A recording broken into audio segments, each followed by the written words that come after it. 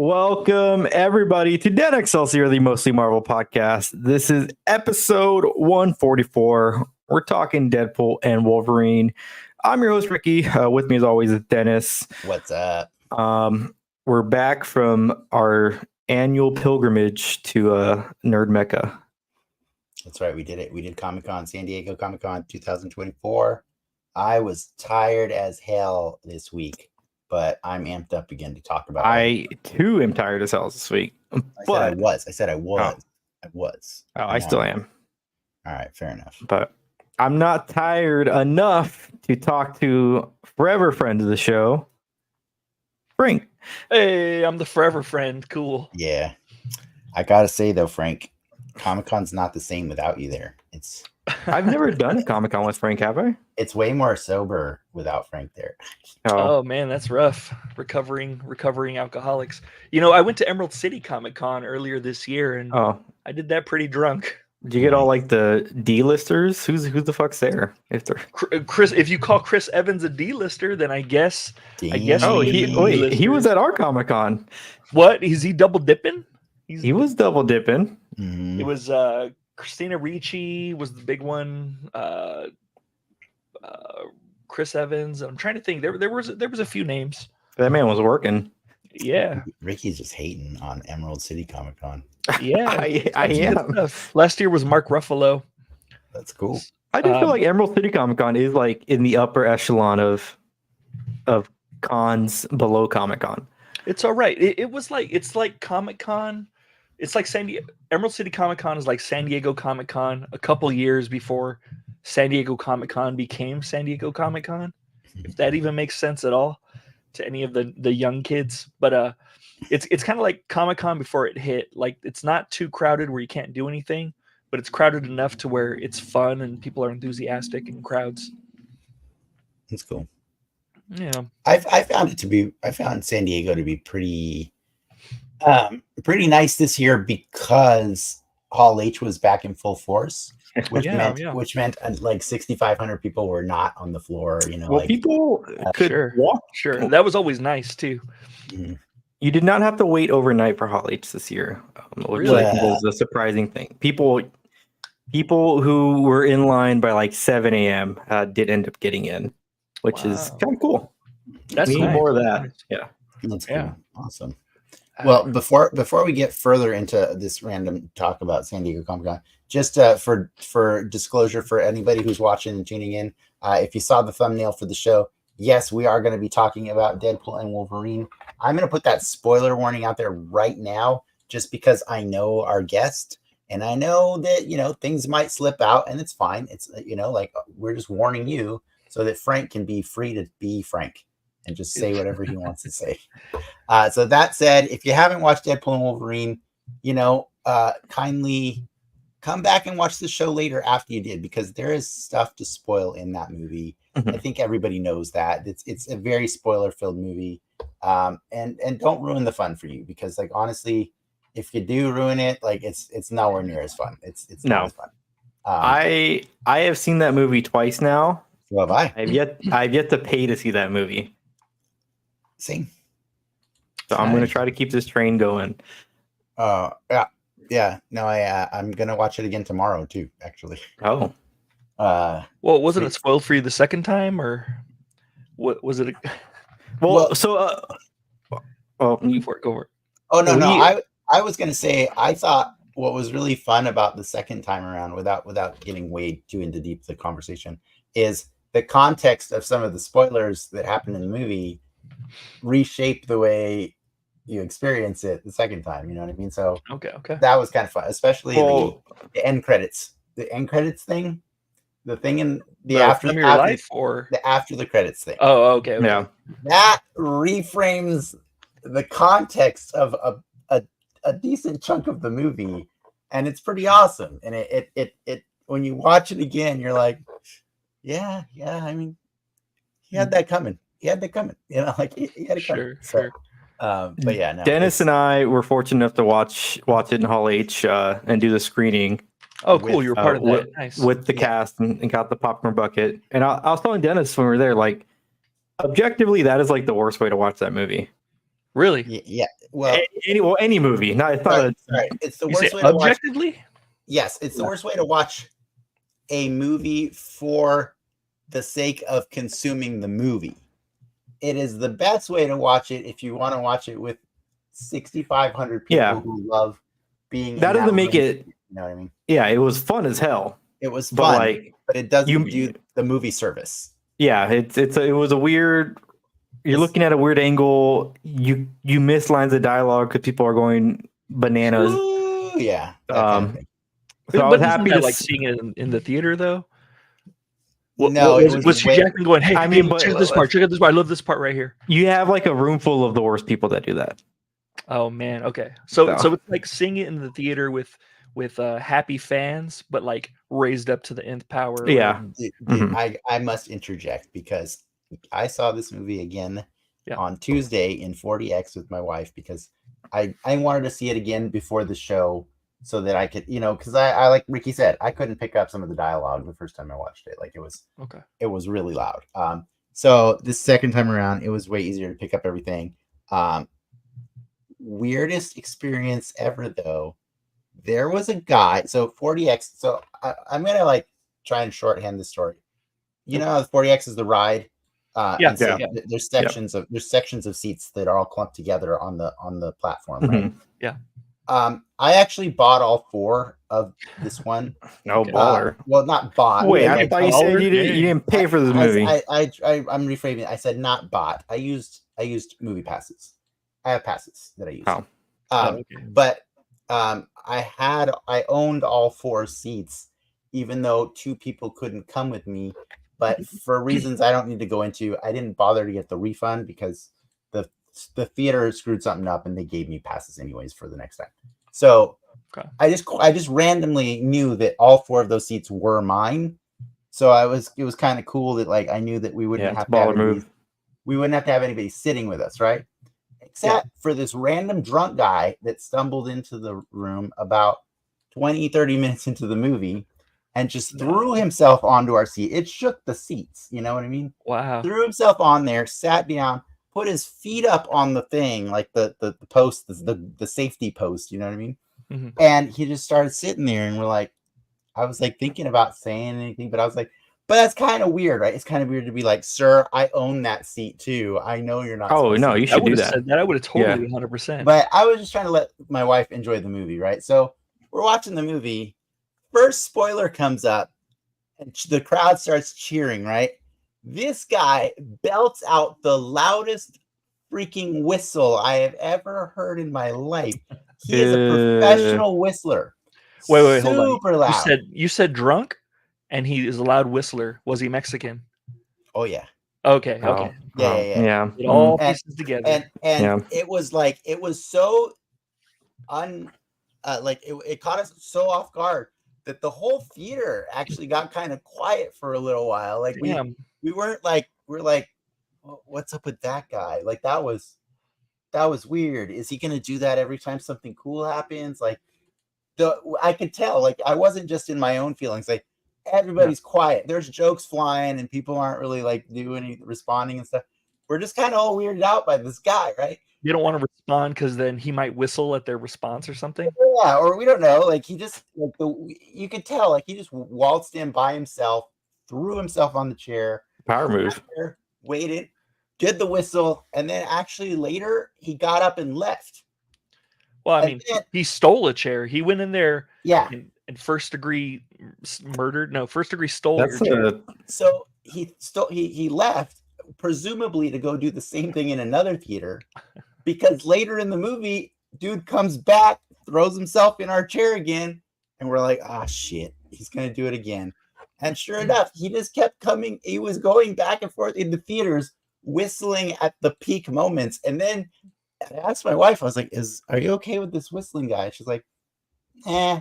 But then later it got really funny because there's moments where like, oh shit. And then we look over at him and he's like, my wife's like, he's not gonna whistle at that. Like he started like, I don't know, maybe he was getting sleepy or what, but like what time of day was this? It was Tuesday night, 7.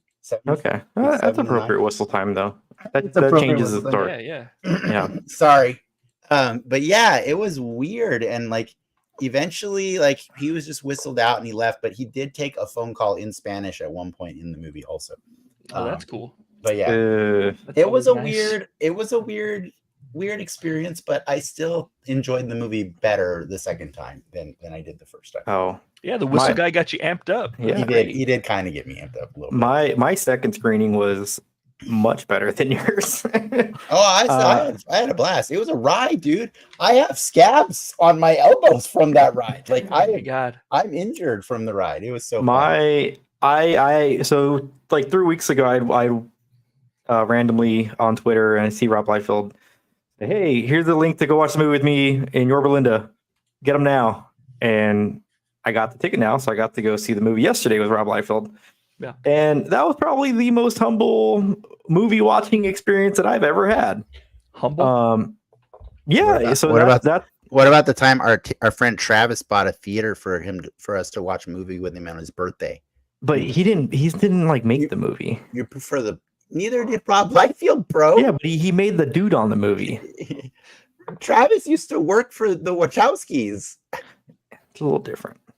He worked on Matrix movies. Okay, it was one of the top 2 most humbling experiences that I've had in a movie theater. I won't say which one is on top.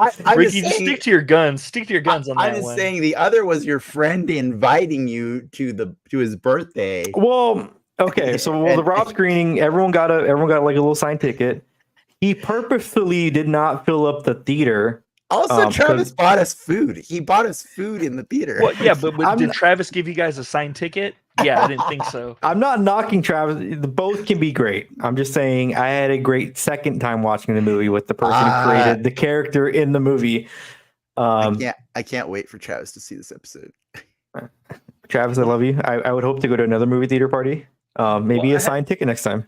I had no idea that Travis made or that Liefeld made Deadpool. That's pretty cool. That really opened my eyes. Mm-hmm. I didn't know either. I just like, who's the dude? That's pretty cool. What are we in opposite world now? What are we doing here? No, I'm just saying that he made the movie. That Liefeld made the movie. That's pretty cool. He made the movie. Yeah. You know, I can't remember a single foot in that movie, so that's probably due to him. Yeah. How was he? Was he cool? Did he tell you to stay out of the sun like he told Dennis for his birthday? He did not. He basically told us for the movie how happy he was.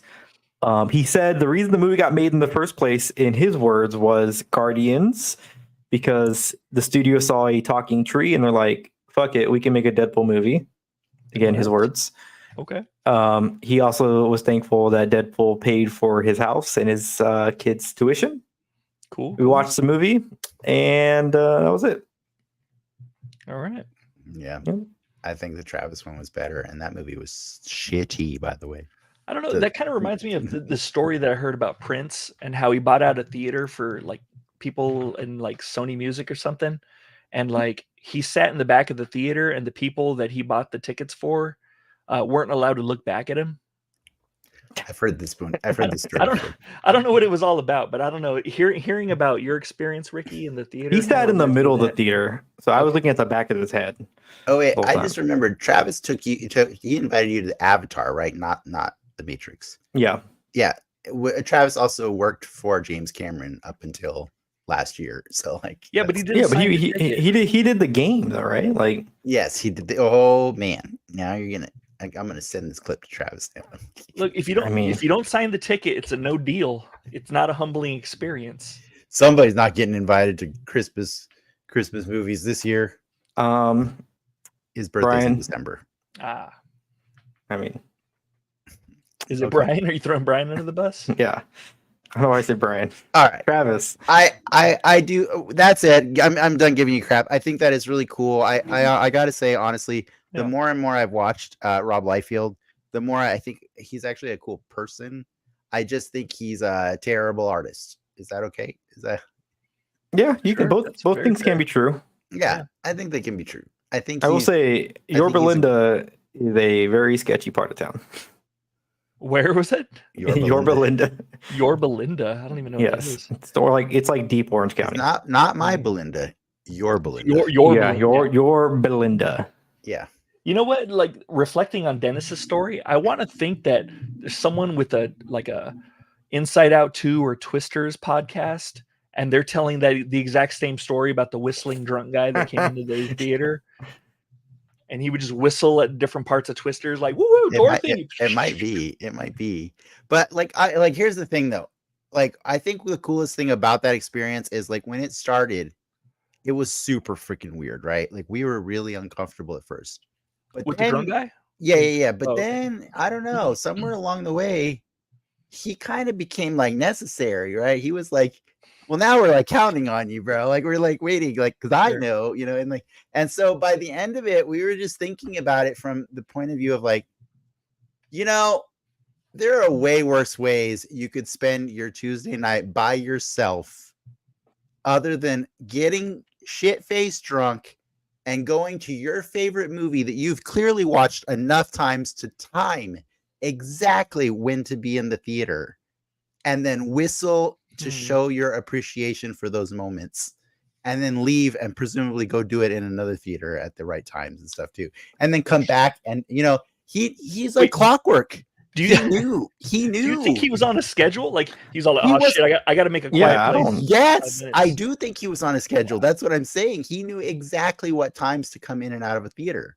Like it was pretty impressive. He did it 3 times. He left and came back. Damn. He never missed a beat, except for like one time he was sitting there and like a thing that we thought he would whistle at happened, but I guess he didn't like it enough. I don't remember. I mean, different people react to different things. You can't. Yeah. But we will talk all about the spoilery things that caused him to whistle, and it was really cool. But like by the end of it, we were just like, you know, props to that guy. Like there are way more unhealthy ways he could have gotten drunk and spent his Tuesday night by himself. Sure, he could have been driving around. Yeah, exactly. You know, he's just cruising in the theater, showing his love for this movie, and so I think that's cool. Everybody loves things differently, and I think that's kind of the important thing to remember as we go into that discussion later. That is such like a. I don't know. I would need to be there. That would not be my takeaway from that experience. That's fine. That doesn't have to be. That's the point of what I just said, right? Yeah, like it's so meta that even Dennis is consuming his live media in a different way than we would consume it. You know. Yeah. Like if I was there, I would have shoot him out right away. And I think you said this similar thing, Ricky. But Dennis just is all like, let's see how this plays out. Yeah, it played out pretty cool. It was pretty cool. It was fun. What do you give Whistling Drunk Guy on a scale of 10? What rate the whistle? Like it was an amazing whistle. Sitting on the dock by the bay. Both your companions, both your wife and whistle. The drunk guy. Yin Yang twins blow the whistle. Okay, so just to be clear, my wife was more fun because like I got to do the thing where you like, you know, you see something that's really cool with the popcorn at the bottom of it. No, and then that one too. We ruined the Wolverine popcorn bucket. Oh, no, but the thing where you're like watching the movie, right? And then you see something that's awesome, and then you look right at your partner really quick to see if they react to that. That is a freaking thing. It's a psychological thing. Like you look at the person you trust the most in the room. Yes. Oh my God. You know what? The fact that Ricky just said, is that a thing? He trusts no one. He looks in a mirror whenever you don't understand, Frank. Ricky made it so weird to watch in the theater last week with him because he was my guy. He sat next to me. He was my. How did I make it weird? By watching the movie? You know how you made it weird. Did he do the popcorn thing at the bottom? You know how you made it weird. So so here's how he made it weird. Every time I did the thing, right, where I look and I'm like, whoa. Every time I did that with Ricky, it was just blank. I was more concerned about the man coughing next to me once every 3 minutes. I could have sworn it was because you actually secretly watched the movie the night before without telling us. Did you really? Well, I didn't watch the entire movie, but I watched bits of it. Oh no! Yeah. I didn't mean to come on this show and unearth all this drama. What else am I gonna do on a Wednesday night? Like sleep because it's Comic-Con. Drive around. Drive around. Yeah, that's what I should have done. No, dude, like everything that would be surprising. I was really thrown off psychologically. I kept looking at him and I wasn't getting anything. And I'm like, what's happening here? I mean, I don't. Yeah. That doesn't ruin the movie for me though. No, I've never cheered. I've never been one to cheer in a theater. I didn't Like- say you ruined the movie for me. I didn't say that, and I'm not. No, trying to but- I'm not trying to put that on you. I'm just saying, Frank gets it, right? It's a weird thing when you go in there with somebody and you do the look, and they don't give you the same look back. I didn't know like view shaming. Like no, but it's try to be a very polite moviegoer. No, but Ricky, you're not understanding. It's not anything you actively did. It's a passive thing. Like when Qui-Gon Jinn reveals himself to be Ra's al Ghul, you look at your buddy and you're like, my resting movie face. I'm sorry if it's too much. Well, it's more like your cheating movie face is what it really was. How's it cheating? I didn't share what I thought on my phone at like 1 a.m. He knew all of the spoilers before we saw that movie, Frank. Oh man. Well, Like, even so, like if he knew the spoilers, that you do the other thing where you go like this, you're like, and then you react, right? Because like you're trying to see how they react, and once they react to you, then you throw the like kind of fake react. There was maybe like 4 or 5 10-second clips of certain points. So a lot of it was still new, but I think back to the overarching conversation of like objectively that was like it's hard to like know what's going on half the time in that specific viewing because everyone's just going fucking nuts throughout the whole movie. Yeah, I'm just saying it was weird, man. I'm not saying you're always like that. I've seen plenty of movies with you, but I'm saying for that one, one, in Twisters 40X, Midsummer, we were having a good time. Exactly. That because you know why? Because you and I watched Midsummer together for the first time. Yeah. Yeah, he's like, yeah, sure. Yeah, I guess. I mean, that's true. Yeah, like, so I'm just saying. We just got done saying earlier at the beginning in the spoiler warning that the spoilers are a really big part of this movie. So, like, when you're sitting next to somebody who knows them and it's not going to give you that, it's weird because then you start wondering what's wrong with yourself. I didn't know you like needed that from me. Now I'm like self-conscious to watch movies with you. After like every 10 seconds, like. But you know, but here's faces. But here's the difference. Here's the difference, though. Like Frank has totally done that to me before. He's totally gone and watched the thing beforehand. But you know what? Frank will say that he did it too. Well, like he will. He'll say that he did it, so that then subconsciously you reframe that your mental expectation of the person that's sitting next to you. You know what I mean? Like, like Lindsay full well knew I already saw the movie, but I can still engage in the looks because I want to. This wasn't informed. I wasn't informed about this requirement of the attendant pass. So. Well, I wasn't informed that you would somehow watch it before it came out. Like, we're not going to talk about the legality of that, but like. We don't want to get into that right now. The legalities. Yeah. The legalities of it. Well, I'm just saying that I didn't know it was an expectation because I didn't know it was humanly possible for you to do what you did. But you impressed me, Ricky. It was pretty. Well, it was pretty hilarious.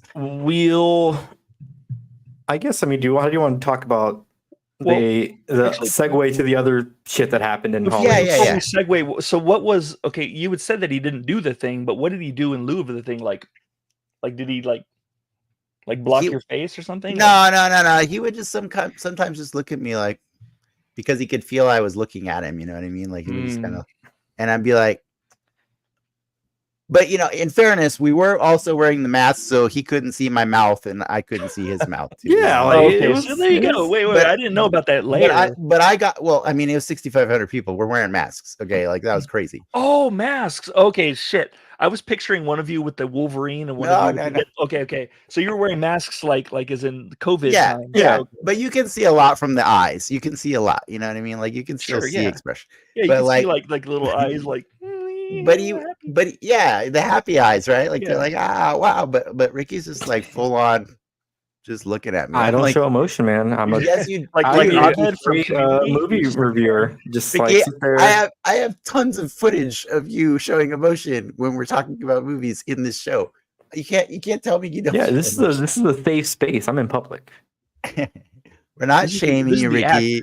We're not shaming you. I'm mostly just looking for Frank to commiserate because he can understand what I'm talking about. And like I think next Frank year needs to have demonstrated that he gets that. Fantastic Four comes out during Comic-Con. Yeah, you know what? I'm gonna go with Dennis this time. That way me and Dennis can do the thing. Like when we see Galactus. Yeah, and next Wolfman or come whatever. to Comic-Con next year. We'll go to Fantastic Four and we'll run this shit back. Ricky's Yeah. got his own crew now, like his own. I'm shopping for a new attendant, I guess. Like, Oh, I Perfect. think I prefer your attendance status. I was actually planning to go to Comic-Con San Diego next year. okay, let's do it. Let's make I it a knew I thing. wasn't going to do it before, but then I said I wasn't going to do it before, and then that I have more time, or I have a better time at Emerald City. But I'm all like, why don't I do Emerald City and San Diego? And Yeah, I why was not like, do both? Do it, Frank. Do it. We'll all have fun. We'll all have fun. Yeah, that'd be great. But I do want to give. I think we've done a great job about talking about not Deadpool and Wolverine. Like somehow we have not spoiled any part of that. That's We're pretty basically doing meta stuff. We're doing meta stuff, which is very Deadpool. But I think before we get into the full discussion of that, Ricky, I do want to give you a chance to let's do the news that came out of San Diego Comic-Con, right? Yeah. The 16 girls. Was that a cue to push the? No, It was that a was cue to push the button? It absolutely Oh, was. okay.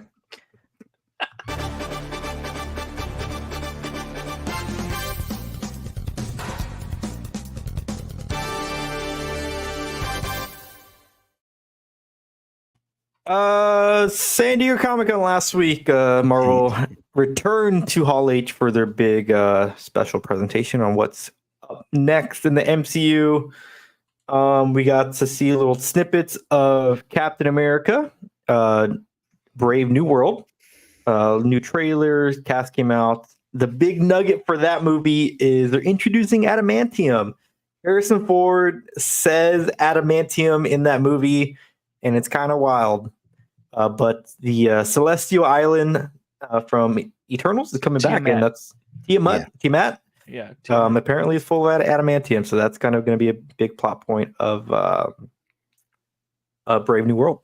Cool. That's cool. I'm happy that we're finally getting adamantium introduced into the universe, I guess. Cool. Sure. Cool. Sure. Good job. I don't know that I needed that, but sure. Cool. Yeah, well, let me ask you this: is adamantium in?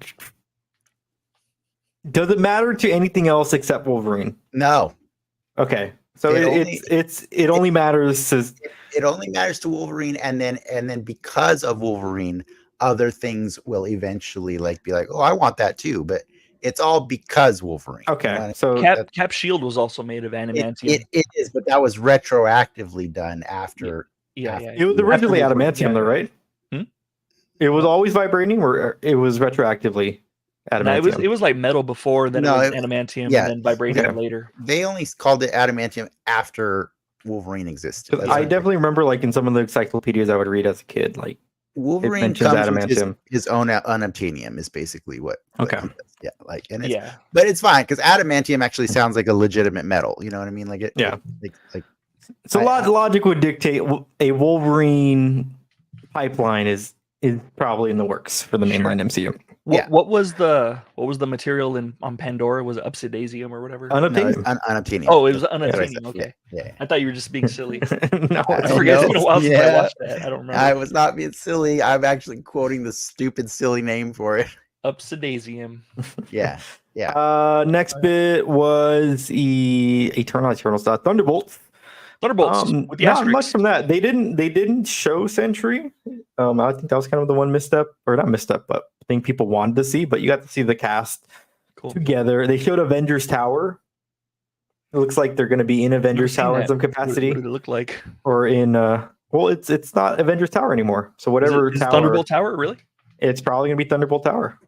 Well, with an asterisk. Sentry made it his home base. Remember Did he? Or in the comics? They used his building, Sentry's building. Yeah, right? Yeah. Because when they all remembered about the Sentry, they found out that he built Avengers Tower inside Sentry's building already. It's a spire that he uses for something. Yeah. Like he has an office in the tower? No, it was his tower before. It's his home. Oh, they bought the tower before, or he owned the tower. You'd have to see it. It's quite strange, but is it like a void situation? It's more like the Fortress of Solitude, but in a cityscape. But he had a spire, and it looks like they built the Stark Tower around the spire. like the Yeah. neighbors. Yeah, Or inside, actually inside the spire, because like the flare parts of it go outside of the go up Avengers above Tower. it. Yeah. Yeah. So for us, watching Avengers Tower in the movies has always been like, that's cool looking, but So it's missing some stuff. Missing You know, like, whatever I just said Yeah. tracks with you guys. yes. Okay, Yeah. okay, Yeah, that's really good. That's reassuring to me. Okay. Yeah. Play Web of Shadows, and you could see it. Yeah. The probably most exciting bit from the movies was Fantastic Four. They showed test footage, and they showed a little bit of Galactus. I will say, seeing a Latin Reed Richards is kind of fucking sick. It's kind of cool. He looks like Pedro. He doesn't look like they didn't shave him. He looks like Pedro full on. They didn't shave him. It's kind of Did cool. Monsters Inc. when He's doing like a 60s voice. It looks like Tomorrowland Disney. Yeah. It's kind of a neat little vibe they're going for. I like the aesthetic. I love the retrofuturism. That's kind of one of my favorite aesthetics. I actually haven't seen the trailer for it yet, but It's not out. well, I mean, whatever footage, Yeah.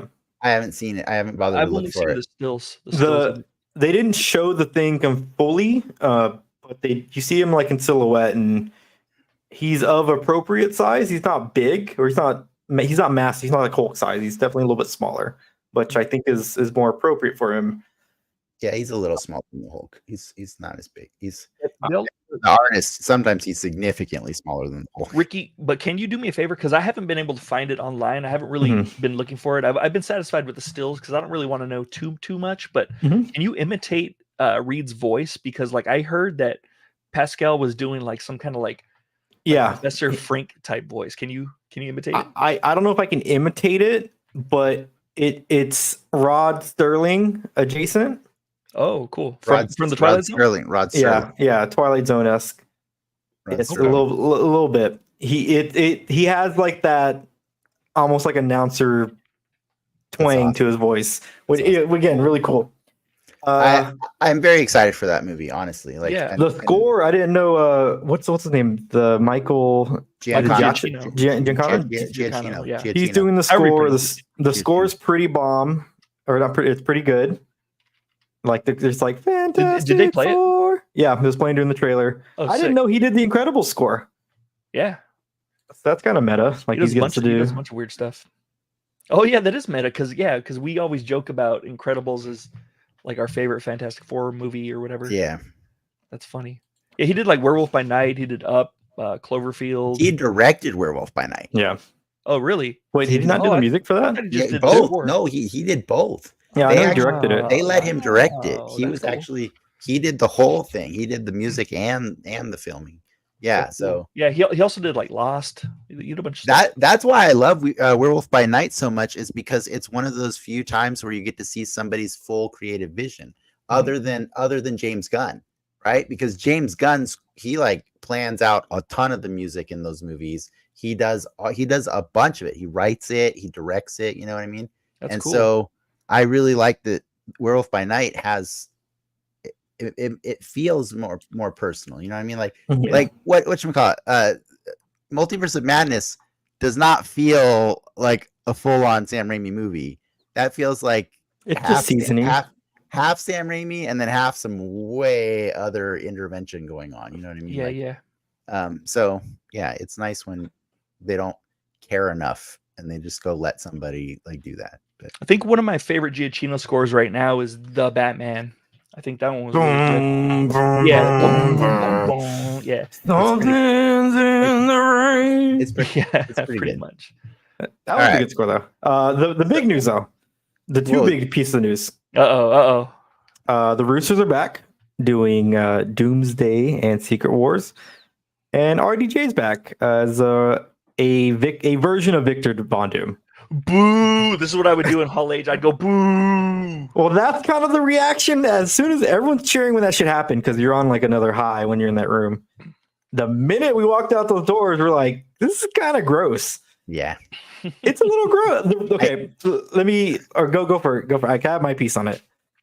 Well, no, our friend Clark was live tweeting it to us. I guess he was texting us the updates as they were happening. Oh wow! And when he texted me that, at first I was like, wait, because at first he said, "Oh, I guess RDJ's back," and I was like, "Oh, cool, Iron Man's coming back." And then he like explained, as Doom, and I was like, "Okay, I'm gonna be honest. Like, I'm not in that room with you guys, and I know what it feels like to be in that room. I've been there tons of times.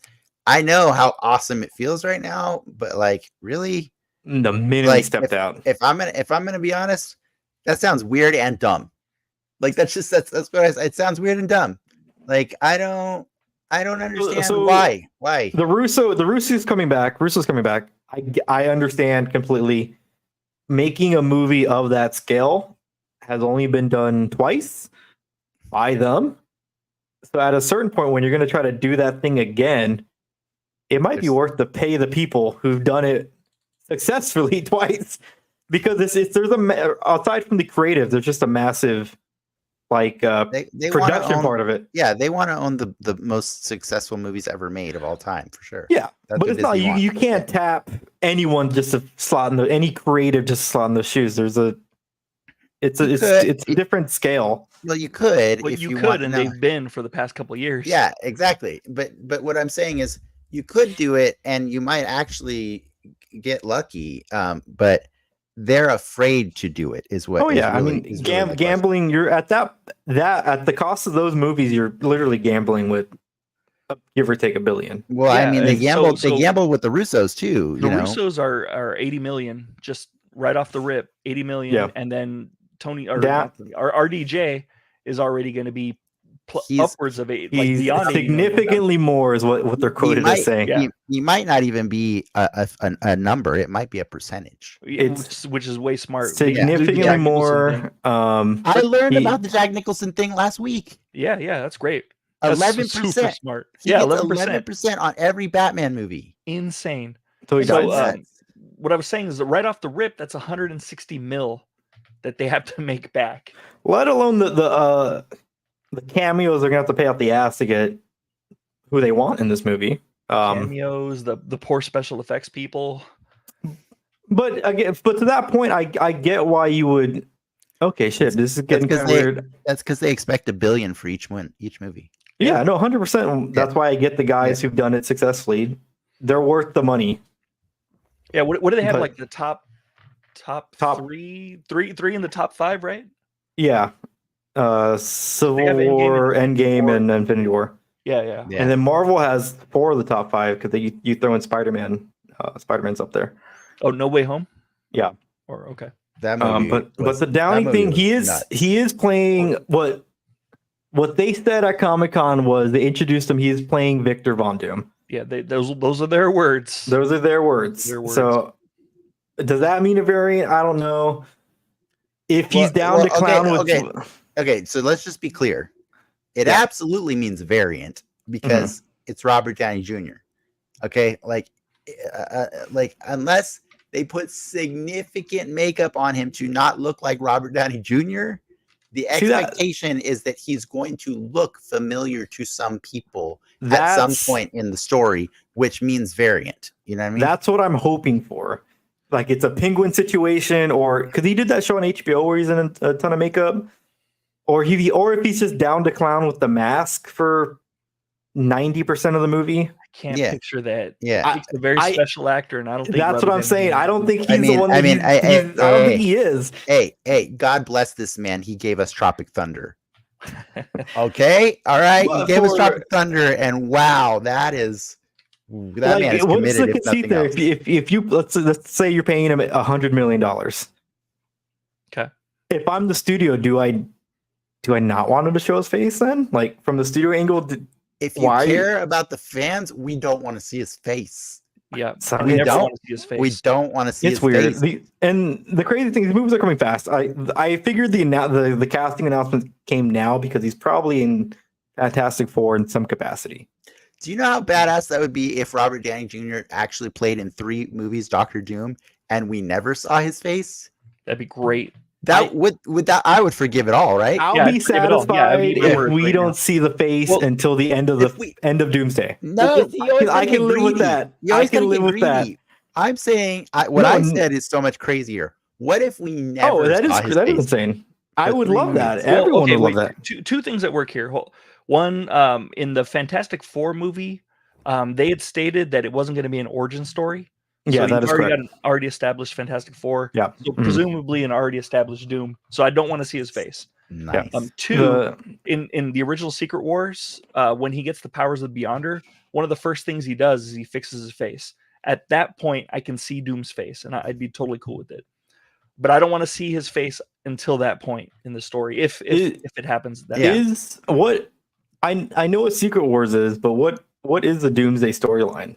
Like in a nutshell. No, that's just the name they came Is up this with. the I don't name? know. It's not. It doesn't have any meaning. He's fighting No. Doomsday in the Yeah, DC no. universe. They just came up with that name. It's probably been like a Like, random let's fuck over title used DC. for- Like, Yeah. No, it's not ever. There is no giant event that is. it's okay. Doomsday does not mean anything in the Marvel universe as of right It means Doom. It means Doom, which is cool, you know. But what Doomsday means is we need to rebrand a Kang dynasty, and we need to establish now that Doctor Doom is the bad guy people should care about.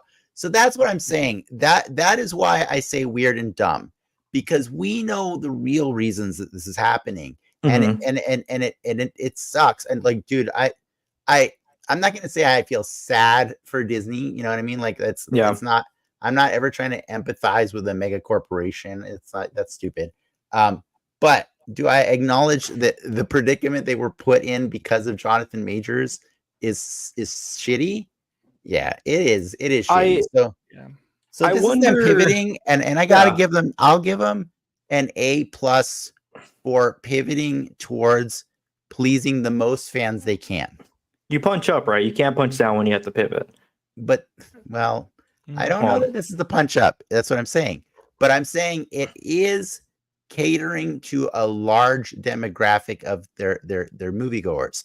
And I think for them that's more important in this moment because of all the failures that they've had in the last 2 years or 3 years. That it's more important to get the people who pay the money rather than the hardcore fans that are on a podcast talking about how we managed to see the movie free a bunch of times. You know what I mean? You know what I mean, though? Like that's you guys. That's you thieves. I wonder. I didn't steal. I used gift certificates. Oh, perfect. Both situations are shitty, but I think the Ezra Miller situation with his movie in The Flash last year was a worse situation. And a worse product. We know that, right? Can we all agree right now that The Flash is significantly worse than Avengers Doomsday, which has never come out? Like, I promise you that. Wait, your premise is that The Flash is worse product than a movie that's just in our imaginations right now? Yes, in our imaginations. Yes. Yeah, based on what we know, based on Russo brothers and Robert Downey Jr., but I wonder if that movie was great. Are we still given Ezra's shit and that movie came out amazing, do you think they'd be willing to roll the dice on Jonathan Majors? Maybe, but the difference is it's Disney. Yeah, I don't think Disney would. And Disney's still trying to, like, even though they just released their first rated R movie and made so much money that they'll never turn back.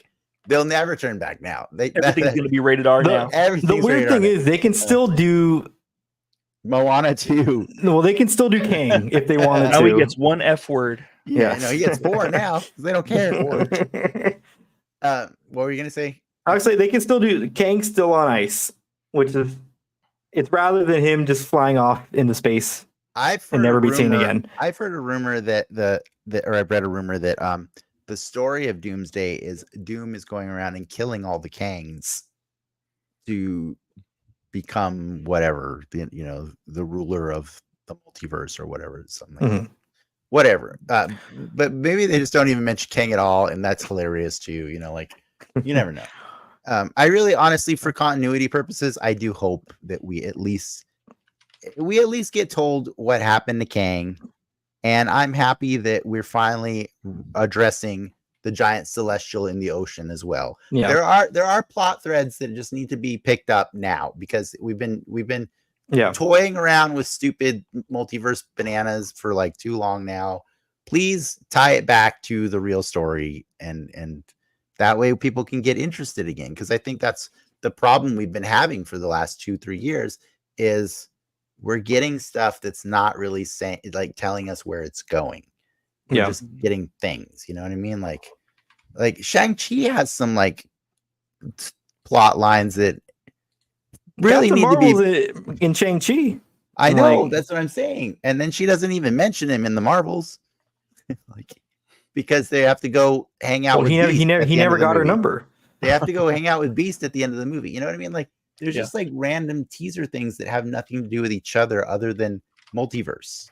And I need like the closest we got was Charlize Theron, you know, because there's an insurrection happening or whatever, no, that's not the right word, is it? No, it's incursion. Incursion. Thank you. Yeah, we're not saying insurrection. No. We're not saying Inception. No, we're not saying that word. But yeah, so I just feel like the plot has been going absolutely nowhere for so long, the larger plot, that like, yes, I absolutely know that whatever the Russo brothers and Robert Downey Jr. do will be better than what we've been experiencing for the last few years. You know what I mean? So, but I have to say it's good? No, because I don't even think Endgame is nearly as good as other things that have been done. You know what I mean? So yeah, that have been done since Infinity War. Nothing has been as good as Infinity War. Okay. All right. Infinity War gave us all the hope that this thing would never die. But No Way Home was pretty close. But I'm biased. It was close. But you agree my biases. But you agree with me that Infinity War is where we peaked, right? As a movie, as a movie in the franchise. Spoilers before we watch that movie together too. Yeah, but I wasn't sitting next to you, so that's okay. I had my ride or die was there with me, and he didn't have to suffer the indignities of your. Yeah, I don't know that bothered you so much. I'm gonna be so insecure watching movies with you now because you can't wait. That's the worst. That's the worst takeaway you could ever have. Instead, your takeaway could have been like, "I'm never gonna watch a movie before I watch it with you again." But instead, you're like, I'm going to be insecure because I'm absolutely going to keep watching movies before I watch them with you. Like, that's where your brain went, man. Addiction is real, ladies and gentlemen. Just more into the deception of this relationship. Yeah, exactly, right? You could have just been like, you know what? I'm sorry, Dennis, that I made it feel weird for you. Next time, we'll just watch the movie together for the first time. Did that make it weird? I don't know. Yeah. No, but I didn't tell you I watched it till after, right? I know, and that made me feel so much better because now I understood why. He knew that he wasn't the problem. Nothing would have changed. Well, I usually have a hard time believing I'm ever the problem in any bad situation, so that's why I was like, something's got to be going wrong with this kid. I don't understand what's happening. Rick did it. I thought there was something wrong with you. Speaking of Kangs, we had a new toy. Some new toys announced at San Diego Comic-Con. Want to run through them real quick? Yes, but I don't think we have all the pictures. But yes, I will talk about them all. Marvel. We're talking about Marvel toys because that's what we talk about. There's some DC toys and stuff too, but who gives a crap? Cool. Yeah, we're getting a brand new Deadpool figure. It's actually only the second movie Deadpool figure ever in the line. I guess there was a gray costume one. Whatever. Second movie? So third? This is only the second movie Deadpool? Yeah. What the hell? But technically they repainted him once and made him gray for like when he got all the at the end of reference to the X-Force. So that toy exists too. So I guess technically this is the third one, but whatever. Cool. He's very red and he's very movie accurate. And he looks great next to Wolverine, which is also that's a movie costume, man. Like, I don't know. Like, the longer I go through this, like, don't get me wrong, the less and less I actually get excited about the movie costumes. I don't know, because they're never going to be the thing, but I do like I like the interpretations and I like to see all the texture added and stuff. I don't know. There's one costume in that movie that's pretty the thing. Oh, yeah. No, that one I want a toy of for sure. Which one are you guys talking about? We're talking about the Gambit. Oh, okay. No, I'm talking about the brown suit. I thought you were talking about the Cavalrine. Oh, you're talking about the brown suit? I'm talking about the Gambit. The Gambit. But yeah, no, these figures went up for pre-order on Saturday, I believe. And then there was one more, which I don't, man, it was so funny. You don't want the blue suede shoes? This is so funny. The Logan, so there's a new Logan outfit, and he's like wearing I don't know, like, is he wearing a cardigan? I can't even tell like what he's wearing, but he comes with Deadpool, but it's Logan in like regular clothes, which is not even the first time we've gotten Logan in regular clothes, because he does that way too much. Okay, he wears regular clothes all the time. Yeah, every movie. But this one, I don't even know where he wore this outfit in the movie. It's in the bar. In the bar, right? Yeah. Oh, this is his bar outfit. Okay. Yeah. I don't know. That's why he has a costume on underneath. That toy does not have the costume underneath. Well, that's what the shoes are from. That's what the shoes are meant to. Oh, the shoes are. Okay, gotcha. Mhm. Yeah. I see. But yeah, so this thing is still not sold out on any of the places that you could buy this, but the other two are totally sold out. It's so funny. Wow. And then there was another movie figure, but I think you didn't show it, but it was they announced the Colossus from Deadpool 2 and 1, or Deadpool 1 and 2. Oh, sweet. That one's sick. And he actually went up for pre-order today. He comes with the little book of rules. And it's the open. X-Men book, the little There's 2 rules. There's only 2 rules, you know? That's awesome. Yeah, but that figure just went up for pre-order today. It's a really cool looking figure. This is the other one that Ricky's showing right now. They're re-releasing Kang, but with some upgrades. He actually comes with his time throne. That thing looks awesome. Yeah, it is sweet. Super cool. And just to make it even cooler, this Kang has been retooled so his face has removable face plates, so you can get faces of all the different Kangs throughout the comic book. So they have that reptilian looking Kang, then they have the blue face variant, and then they have another variant face with like a white face on it. And so it's pretty cool, man. This is a really awesome set. They have not said when this is going out for pre-order, but seems like this was time for something else, and something else not happened. It absolutely was. And man, but hey, I'm not ever gonna let Jonathan Majors salt my love of Kang. Okay, like Kang is cool in the comics. He's a fun character, and so I totally appreciate this toy because look at it. It's a work of art. Well, this was like the big thing, though. Yes, this is the thing that so many people like who have been collecting Marvel Legends since the beginning have waited for. Long time ago, when Fox was releasing those Fantastic Four movies, Toy Biz was still the license holder of Marvel Toys. Toy Biz would make Fantastic Four lines that were not officially called Marvel Legends, but they used a mixture of figures that had the Marvel Legends articulation. So they did that for a few other lines. They released a Hulk line for like 1 or 2 series. They released a lot of Spider-Man figures. And while sometimes you get the really like 5 points of articulation like figures in the wave, there'd be like 1 or 2 that's just like, these were the artists or the sculptors tooled some super articulated ones because they thought they were going to Marvel Legends, but then they like repurposed them to be like, we could sell this in the Fantastic Four line, right? Okay. So there was in a Fantastic Four toy line this character named Dragon Man released, and he was a Dragon Man, like he's from the Fantastic Four comics, or I mean, he's been in those comics before, and he's a ridiculous looking figure. He's become so hard to find in the last 20 some years of collecting these toys that if you want to pay for him, he's $1,000 easy. Oh wow, easy.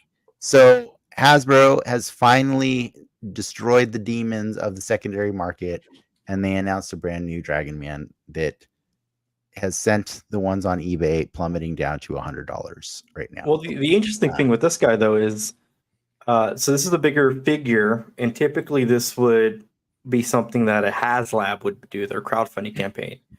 So as opposed to doing that, they kind of pivoted and said, hey, we're just going to open a pre-order for it, and you want it, you buy it, and once the pre-order's done, that's it. So they're basically making exactly what is made to order, essentially. Made to order, yeah. Cool. Bespoke, bespoke Dragon Man. Well, not the Dragon Man himself, but the orders, right? Like the orders are made to order. So what era is Dragon Man? Is he Kirby? Yeah, I think he's a Kirby. What does Dragon Man do, and what beef does he have with the Fantastic Four? Couldn't tell you. Can't remember. Like, I mean, Fantastic Four have weird characters, but Does like, he breathe fire? so here's the thing. I'm weird like this. Maybe it's what makes me love Marvel and the toys so much. I will buy every single Marvel character that's ever made as a toy in a Marvel Legends line or adjacent, on one condition. If I don't know the character, I will learn about it after I bought it. That's cool. Oh, that's how you learn about Xenu. Or not Zemnu. Xenu. Zemnu. Xenu is the Scientology god, right? Yeah. Okay. Yeah. Yeah. But that's how I expand my encyclopedia of Marvel, of my mental encyclopedia of Marvel, is through the toys.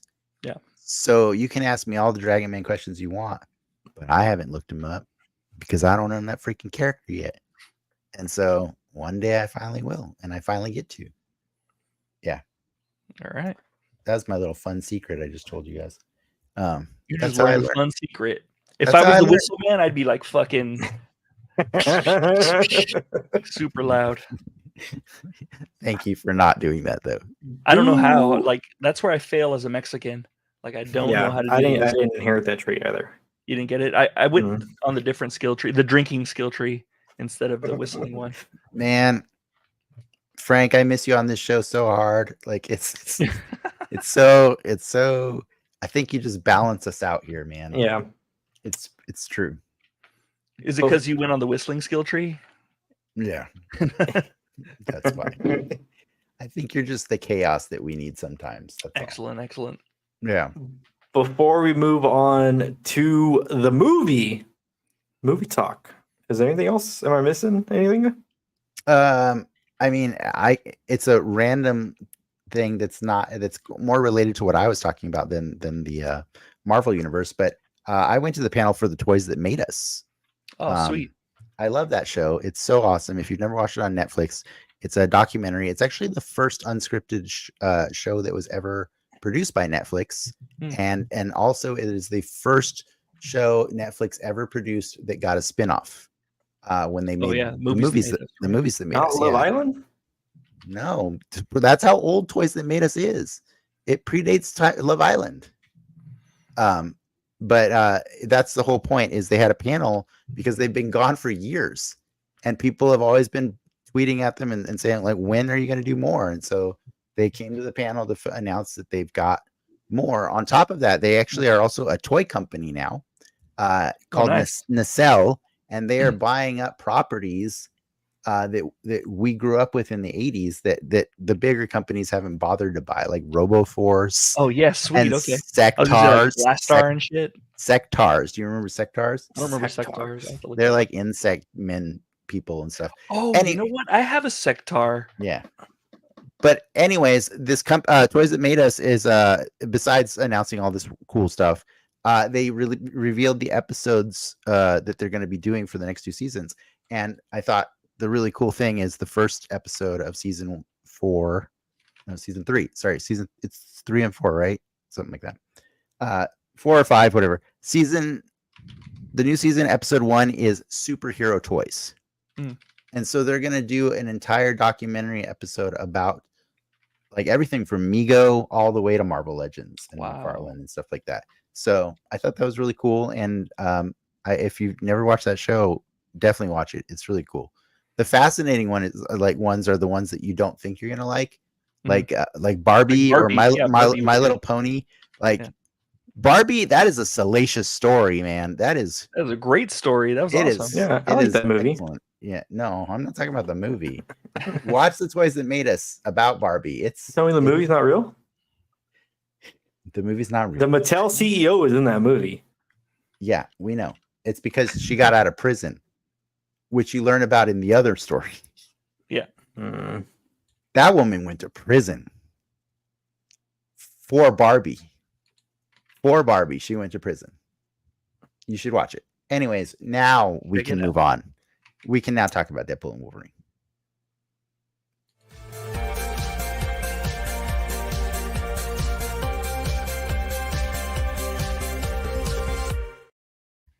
Deadpool and Wolverine released this past Friday. on what is that? July 26th, starring Ryan Reynolds, Hugh Jackman, And a whole lot of people that and a we're whole not lot of other people that we're not going to not- talk about. we are going to talk about them. Oh, But I'm never saying talked it's starring a whole lot of people that were never mentioned in the trailers, and that's what that's kind of the whole. That's the thing everybody's talking about, when like, "Hey, don't spoil the movie, don't spoil the movie." It's because the cast that they show you in the trailers is not the actual cast of the movie, and that's kind of funny. well, it's not the full cast of the movie. I mean, they're in the movie at the beginning and at the end for like 2 minutes. That's not a cast. What are you talking about? Peter's Oh, in a lot of the movie. I'm talking about Oh, Peter. you're talking about the other people. Talking about like Yeah. No, Yu-Gi-Oh! I thought you and- were talking about like Deadpool No. and Wolverine. Like they're No, kind of in the movie a lot. No. I'm saying besides the two members, the titular characters, the cast of the movie was bait and switched on us in the trailers, which is fine. It's a cool thing that they do in the movie. Is that a bait and switch? Yeah, it's a bait and switch because they show you them in the trailers and then they're Were you not. seeing the movie based on their appearance? I was actually really excited to see them. Were you not? They're great characters. Yeah, Colossus has done some I don't work. know if I in was both of the baited movies. into seeing the movie by those characters. No. I'm not baited into seeing the movie, but some people are. I was going to see the movie anyways, but I'm saying I know that if I wasn't a giant Marvel freak who makes a podcast every week, and I just like the Deadpool movies, I would be excited to see those characters because I think Deadpool has a pretty strong supporting cast, like compared to like other movies, like you know what I mean. Like, who's the supporting cast in Ant-Man Quantumania? Like, I don't even. Katie O'Brien, Whatever, dude. David Dushmel, right? Oh God. TD from The Good Katie Place. O'Brien's been in like everything lately. Can But we give she- some but- shout but out to Katie O'Brien? But she's not good in Quantumania, that's for sure. You know, she was at that IGN party. We totally missed her. Oh, really? Oh, that'd Yeah. been great. Okay.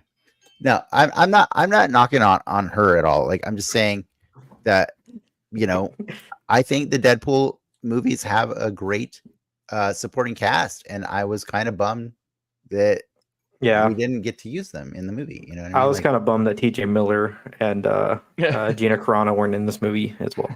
yeah, that's Me what too. I think. Yeah. I just think it's kind of it's a set, like I'm a Miranda Baccarin fan. Like I've loved her ever since Firefly. Simp. I love her. I think she's great. And I'm just really bummed that her character gets diminished more and more as these movies go along. When she's such a central part of the first movie. Like the first movie actually has a plot, like, and it matters, and she matters to the plot. And so, and then she also matters to the plot of the second one, but in a weird, gross way where she gets fridged for the whole movie. But we at least get her. She is the thing that we're seeking in that movie. So it's kind of like a Mario saving the princess kind of thing, right? But like this does that in the lamest of ways by not really just having her in it at all. Just to vibe check everyone here. Do we like this movie? I like the movie. I don't Okay. think it's a great Deadpool movie. I think it's a fun movie, but I don't think it does Deadpool the service that the other two do. Is that Okay. what do you think, Frank? I would agree with that. I think as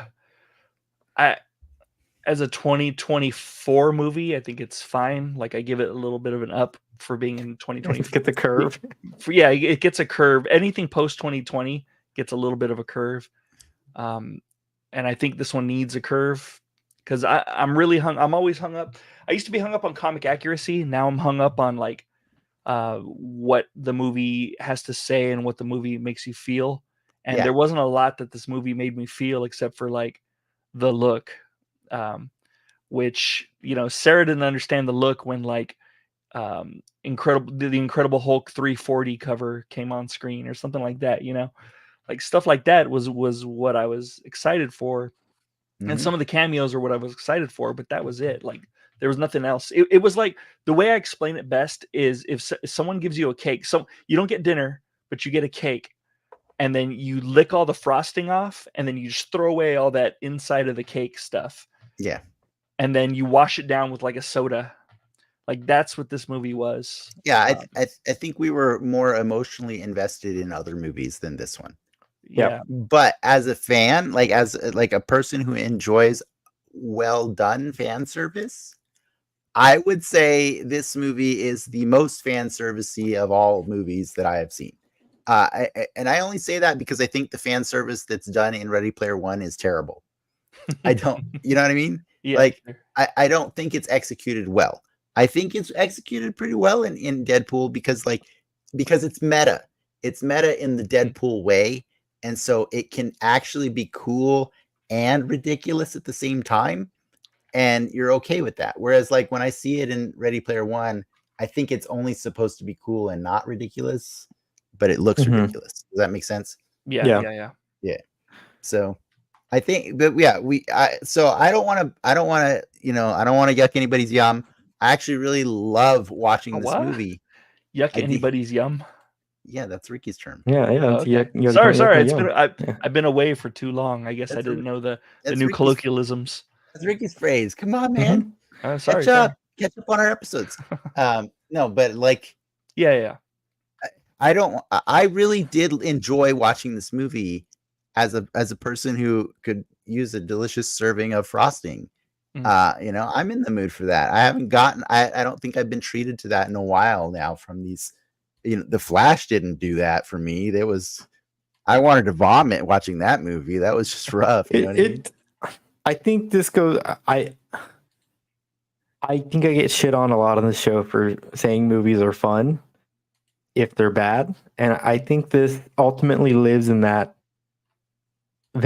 piece of the Venn diagram. Yeah, but I just want to clarify. I don't think Deadpool is bad. I think it's a bad MCU movie. I don't think it's a bad MCU movie. I think it's a bad MCU movie. I think it's a good MCU movie. I don't think it's a good Deadpool movie. I think the inverse of that.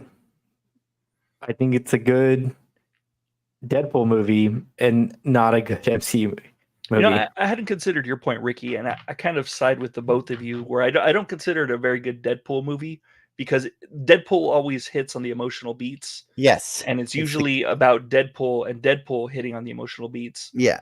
And then at the same time, I don't think it's a good MCU movie because it doesn't makes no fucking sense, this movie. Yeah, it doesn't really fall in line with the MCU. Like they loosely kind of add the TVA in there, but they don't really have any. I mean, it falls in line that it's establishing an anchor being so that you'll accept Robert Downey Jr. never going away forever. It relies on your knowledge of the MCU, but it also relies on your knowledge of the Fox Marvel stuff too. Right. The whole plot of Multiverse of Madness is like centered around Doctor Strange causing an incursion for spending time in another dimension for too long. And the end of the movie is literally just Logan like, fuck it, I live here now. Like they straight up executed a Doctor Strange for doing that shit. But they're not living in the same universe. They're living in the Fox universe still. They went back to the Fox universe. It's all a universe, though, right? Like do incursions only happen in Disney-owned property universes? Like, no, I'm saying maybe.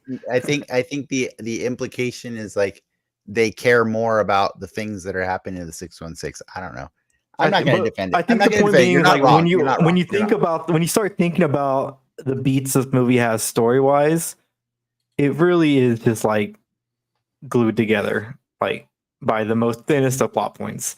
And I don't think that's a problem because I think that it's very strong on the fan service, and that does more than enough to carry this movie through to be something really enjoyable. But I think the plot beats in the middle are silly and don't matter.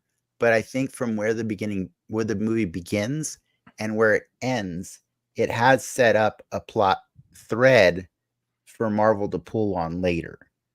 And so I think that's why it's a good MCU movie, because it set things up for the next ones, to kick off. And so I think that it did a better job of that than it did of being a Deadpool movie. I'd be curious to know like how this movie ages in 10 years. Not well. I don't think it'll age well. I think it'll age well. Yeah, I do, because I think the thing that I'm dancing around. What I mean to say is, I think that this movie made it very clear that Deadpool and Wolverine will be coming to the parties that have been announced this weekend. They will be returning. I have read it already that Marvel is in talks with both of them to come back. And so, obviously you bring them back for Secret Wars. And obviously they made a promise in this movie that we will at one point see Thor holding Deadpool as he's dying and Thor's crying. And if you don't pay that off, you get a riot. You get a riot, right? Because this movie said we want to have an emotional scene where this happens. Well, and now they have to write that, right? I will say to your point, Dennis, like if it in fact is a good MCU movie, then it will age well. Yeah. But if it's like Ricky says, or if it's like I'm inclined to think if it's not a good MCU movie, I don't think it'll age well. But I'm saying if they give you the Thor scene and it's satisfying. Yeah, if they give you the Thor scene that's satisfying, we can look back and watch this and be like, "Wow, that's how that fit in. Cool. That's a good piece of the larger chain." And it was a serviceable movie. And also, there was that cool scene where Wolverine fought Dr. Doom. Blah blah blah. Sure. Like there can, I'm saying the more things that get pulled from this movie into the MCU, the more it will show that it's a good MCU movie. Well, yeah, it's similar to Age of Ultron, where when we watched it, it wasn't that good. It was serviceable, but it wasn't great. But even watching Age of Ultron, we saw all the threads they were setting up. Sure, we did, right? We're like, oh, Black Panther, ooh, and there's still threads that they're setting up in this movie also. But at the time, we're just like, that movie's okay. Sure, but I enjoy watching it now because it's fun to see where the journey, you know what I mean? If Deadpool becomes a fixture in the MCU the way Spider-Man is, then I wouldn't mind if he keeps showing up. Like, I want to see him hang out with She-Hulk. That's dear God, I want to see that so bad. Like, that would be the best thing ever for me if I got those two and somehow Spider-Man. I'm done.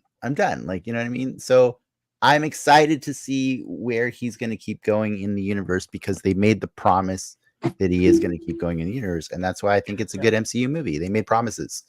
Now, if they become, Madam Web made promises too at the end of that movie. Exactly. If they go in the direction where the promises are icky and I don't want the promises, then I'm like, no, that's not, I don't want that. I don't ever. Those strays got to stick together. But I think we all want to see Thor crying over Deadpool. You know what I mean? Like that's just a good joke, and like you have to pay it off. So. I think to kind of pivot to like the cameo heavy bits of this movie. Yeah, let's bring this up a little bit. Let's bring up the mood. I'll say like the cameos were fun. I enjoyed the roster that they selected. You got Gambit, Elektra, and Blade and X-23 as the kind of the main. Can we take a moment for you because I think this goes back to you. Can I do your bingo card really quick? Yeah, do my bingo card. Okay, yeah, Dennis was telling me about this. So before we bring it up, these are basically my non-negotiables for what I wanted for this movie. No. I'm going to give you the benefit of the doubt, Ricky, because it's not that bad. It's like, let's not be extreme. But I was pointing out after we finished watching the last Fox movie, which was the Fantastic Four, I said, you know what? I kind of miss the older days when it was you, me, and Frank, and you always had something that was rumored or something that you demanded to see in a movie, and you would literally say, "I'm gonna be pissed if this doesn't happen," and we would just berate you so much that I think we kind of accidentally beat it out of you. And you stopped saying I'm gonna be pissed all the time, and I kind of missed it. So I made you come up with a list of just random wish list items, and I called it Ricky's "I'm gonna be pissed" list. And so it's basically it rhymes. That's great. For all of the Fox movies, you came up with a list of things that you wanted to see in Blade in Deadpool and Wolverine that you felt we needed to have. And I added a few of them so that it would fill out a bingo card. I added a few that we discussed other times or whatever, or maybe like one or two things that I actually wanted in there. But I threw them all on a bingo card, and I wanted to show Ricky what his list looked like. So here, bring that up on the screen for me, Ricky. Dun, dun. Here we go. So this is the I'm gonna be pissed list. I just wanted to point it out. I gave you the free square in the middle, and it just I running had through. to pick something for each movie, though. You had Remind to, you. well, you did. You were challenged to, but there was one movie you didn't pick anything for. But so and then sometimes you pick more than one thing for a movie, and it was pretty funny. So just going through the list, James Marsden's Cyclops in the Jim Lee outfit, and just to be clear, when I say it's his I'm gonna be pissed list, he says I'm gonna be pissed if I don't get this. Yes. Right? That's just a long ass list. So these are the things he demanded, and if he didn't get them, he gonna be pissed. He gonna be pissed. He wanted Ben Affleck's Daredevil to come back. That's a reference. I got a reference. That's a reasonable request. It's a reasonable request, except for the fact that he also wanted Jennifer Garner's Elektra, and then that's where like, okay, I got both. You didn't get both, Ricky. I'll take the reference. You didn't get reference is my bar.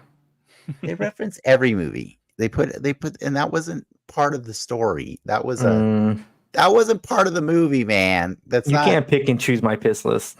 Yeah, I can. Anyways, you wanted Alan Cummings Nightcrawler in a comic accurate suit with swords. He wanted all of that. That's a lot. He wanted Wolverine and Deadpool to fight ninjas from like Elektra. I kind of liked that one too. I thought, cool. That would have been fun to watch them fight ninjas. He wanted Chris Evans Human Torch. Ding, ding, ding. Got that, yeah. Good job, man. He wanted Famke Jensen's Jean Grey in comic accurate outfit. He wanted Doug Jones's Silver Surfer to appear in the movie. Nope. He wanted Channing Tatum as Gambit, and oh my god, cool. That was probably the best one for me. I don't know, maybe Blade, but that was it was meant. So were you at that comic in that Hall H when they brought him out as Gambit? Yes, I think I was. Okay. No, So, no. I might not have been at that. I think that's why it hit so hard, especially in that screening there, is because we were promised something in that room. And then 10 years later, I think it was actually 10 years later, to finally get it, gave it to us in that room was kind of cool. And when he came out at the end of that movie to meet the crowd, he was wearing the same fucking shirt he was wearing, which is kind of cool. Like he knows what's up. Yeah. You know what? I probably should have. I'm going to back this up really quick because I just realized I should have given you the chance as we were going through these for all the ones you got right for you to talk about. Jennifer Garner's Elektra. I mean, we kind of knew this one, right? I even knew this one. What's in your wallet? Yeah. Yeah, we knew that she was heavily rumored to be in the movie. I was happy to see her, but she didn't really do anything for me the way the other ones did. Like I didn't have unresolved issues with Elektra from the movies. You know what I mean? Yeah. Like I felt pretty happy with what we got, and I didn't feel like I needed more of that. So it was fun to see her come to want to play. I dig her for that. I dig that she wanted to play, she wanted to have fun. Yeah. But it didn't hit for me. Like, what about you guys? She even joked about her, Daredevil. Yeah. Daredevil not being in the picture. So that was cool. Probably the funniest thing she did in the movie. She was great. That all the cameos in that scene in particular, like really hit for me. Like I thought they were all winners, but Blade was the one that I was like, oh, this is awesome. If this would have got spoiled for me, that would have been my Joker moment. Like right, become the Joker and just ace everybody. And his glow up was so good in his like Midnight Suns-esque suit and oh my god, it was great. He was fantastic, and I loved so hard that he got to say that some motherfuckers still want to ice skate uphill. Yeah, still. Like, he says retarded in that movie. He does. I know he does. I know that's a sore spot for some people. That was and I don't know what to say other than I laughed at it because it amused me to hear Wesley Snipes say that word. But yeah, it's a great cameo. What about Chris Evans as the Human Torch? What do you guys think about this one? It was okay. It's like, Boston Human Torch. Is Human Torch a Bostonian? I felt that if Chris Evans was going to be in the movie, it was going to be as the Human Torch. There was never a point in my mind, I think, where he would be Captain America. Yeah. Yeah, no, I agree. I think his suit was kind of weird. Yeah, he should have had the off center for, I think, from the movies. I get why you get him in there. I think you can't have one of the Fantastic Four. You gotta have two. You know what I just realized though? You need two out of four, and it works. Wolverine's a Fantastic Four. I just realized could they be doing Robert Downey like the way they're doing Chris Evans? Like, what do you mean? Like, could he actually just be playing a completely different character with the same face, and you're just supposed to accept it because variants can look like different people in other universes? Why not? That's a lazy way. And that's what I was saying though. Like, as long as they don't show his face until he gets the Beyonder's powers, then we're good. You know why? You know why that announcement also double sucked? So before the Hall H panel for Marvel was the Penguin panel, and that whole entire panel was dedicated to like them just talking about Colin Farrell and the makeup and the setup and how it was a challenge for him as an actor to like see what he can really do with all the shit on him. And it was, you know, you kind of you really get to appreciate like what he's doing in that role. And then to come to like the Robert Downey announcement or the RDJ announcement, it's like, oh, well, are you going to do that, Robert? I don't think so. He doesn't seem like he would, but you know, we'll see. I guess we'll see. For all we know, it could just be a fake out, like X-Force or like the Suicide Squad. He's the Mandarin. Yeah, or he's the Mandarin. You know, whatever. That would be pretty funny at the end of Doomsday. Is if they're fighting a robot the whole time, like they rip off the face and like, sure, it's a robot. I tricked you. But you don't even see his face. That's what I'm saying. That's even better. He's like the claw from Frank and I want that. We want no Gadget. Face. Yeah, no face. Yeah. No face, no case. Anyways, I'm getting back to this list of bingo cards in order before we keep going. I do want to return back to Channing Tatum for a second. Oh boy, I'm about to make a name for myself up in here. Oh my God. I just loved the voice. I don't care if it wasn't good. Yeah. I loved it. I loved it so much. I loved his commitment to that character. Love the look. Love the costume. I love that he was funny in the way that Channing Tatum's funny. You know what I mean? Yeah. I don't think he was funny in the way that Gambit's funny, but Gambit is funny though. I appreciate, the meta-ness of his dialogue was like, no one ever got to hear my story. Maybe I am a hero. I need to do a side note on Gambit for a second. So I went to the X-Men 97 and X-Men animated series panel. And so we got to see like the animation panel before they brought out the voices. It was all the people who wrote or directed or did the music for the original show. But then they also, to represent 97, they have the new showrunner. He was there as well. Bodemayo?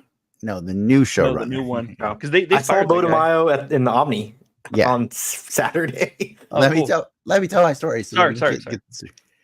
So he was there, and he's like, he's a little younger than us, and he's great because he grew up with the show. He loves it, and he's there fanboying out because he's there seeing all the people responsible for the original thing, right? Mm-hmm. And they're like, and he's basically trying to explain to them, but you don't understand. Like, I geek out on that show for like the wrong reasons, but so he's pointing out at one point there's an episode where Gambit and Jubilee are waiting in line to go into like a party or something, whatever, a club. Mm-hmm. And Gambit turns around and starts macking on the two girls behind him. Right. And so then Jubilee says to him, geez, Gambit, while we're in line too. And he says to her, like, she's like, while we're in line for a movie, that's right, we're going to a movie, and he's like, movies don't last all night, Cher. and oh my God, when that guy said that's why he fell in love with this show, I just really appreciated that so much because I never really thought about how much of a ridiculous character Gambit is, and Channing Tatum gave us that, and I can never not thank him for that. It was the best thing ever. That is pretty good. Now going back to the list, I put Darwin Lives on the list because Ricky didn't have any requests for X-Men First Class. And you wanted nothing from them? He didn't care enough to want anything Wow, from that. didn't care. He didn't care enough to They're want anything. technically they're bits of them in that movie, in some capacity. Dang. The credits, yeah. Yeah, in the credits again. Well, no, Michael B. X-Men Jordan First, well, is in the credits. not the X-Men themselves, but Azazel was there, and who else was there from First Class? I think it was just Azazel, actually. I think Azazel, Azazel. yeah. Azazel, yeah. Yeah. Was there a Frost? There wasn't a Frost, was there? No. Mm-mm. Ricky also wanted there to be a joke about the fact that there have been 2 people who have played Yukios Mm. in the same universe, technically, right? Yeah, Yeah. I was expecting that halfway. But yeah, I guess we didn't get that. He also was hoping to see Viper reappear, but with a Hydra patch, just to imply that she's full Nazi as well. Yeah.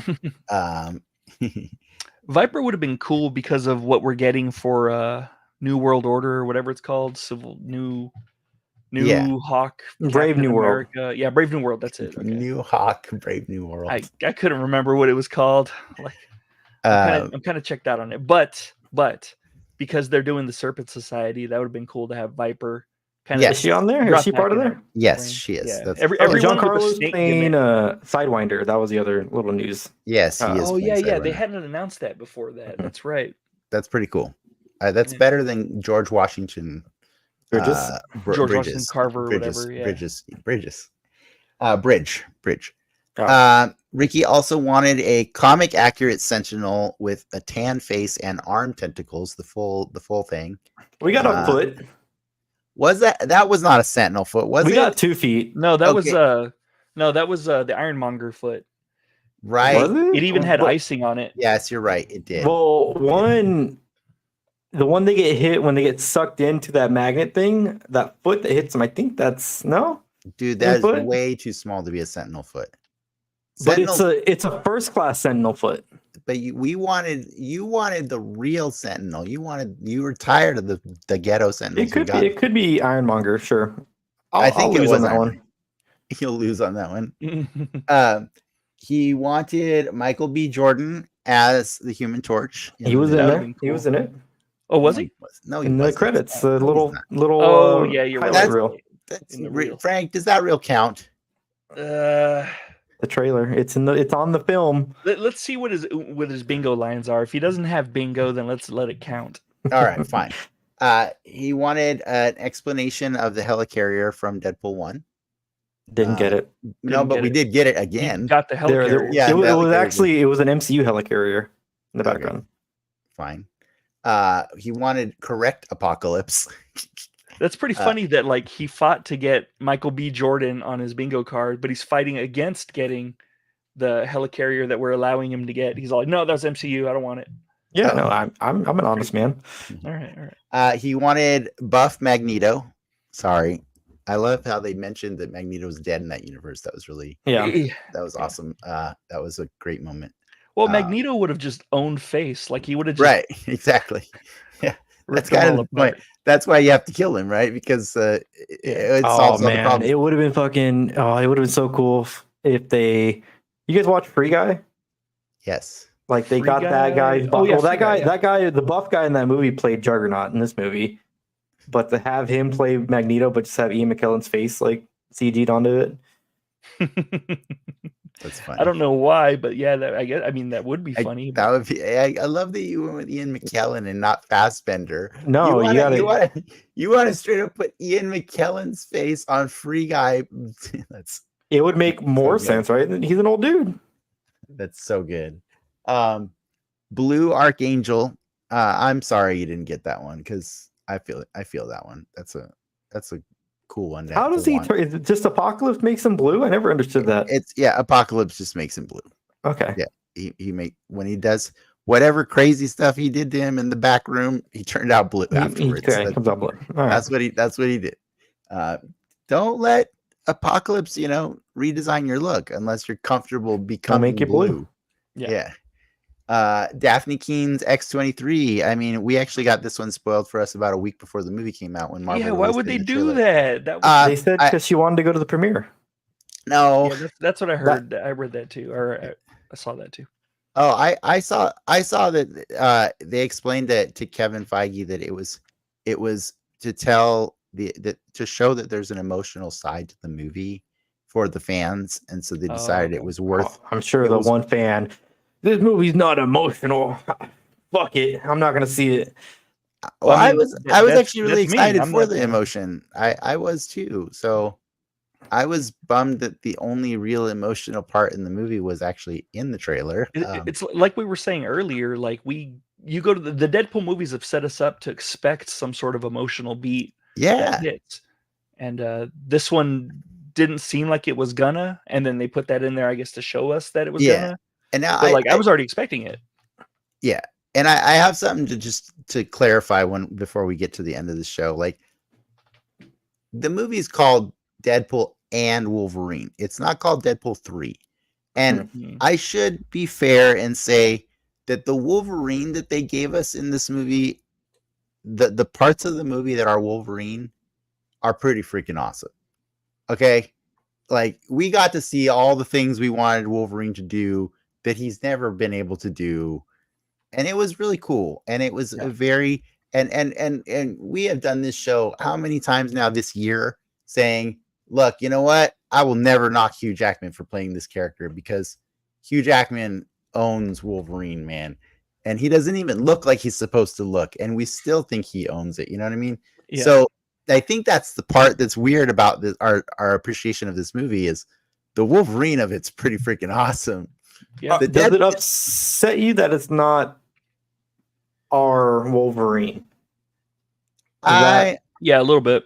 I see. I knew that Frank was going to say that and I think it's a valid thing to be upset about because I think that's what hurts Endgame for a lot of people is that's not the Thanos that we were on the journey with, right? And so I can understand that, but I do think that what made this one cool is this is the one that wore the suit, and he still had an emo excuse for wearing the suit that was in line with all the times Hughes ever played this character before.